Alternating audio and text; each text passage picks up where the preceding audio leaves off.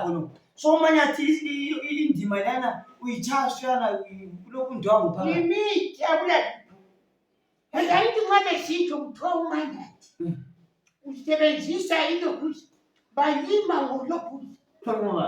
bezwa kanti besiyaziyo kuthiwa lulu lokuphamba ogubhenya leni ubani umfana lo kuthiwa ngubani umfana lo unomfana lo mani umfana ovele empini yes kuthiwa bafana umanyathi bamphetha bayamphambula bamfaka ethwabu usesihlahleni somgombo bamvalele phakathi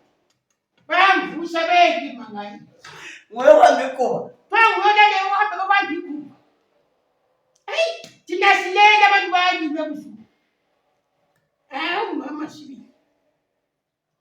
hayi khuluma iqiniso mina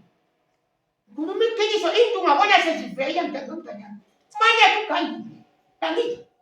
ugange isibili hayi wena ukuthi wena nomanyathi vele hayi alizwanayo so ungathothi kwaba licabangelana into ezini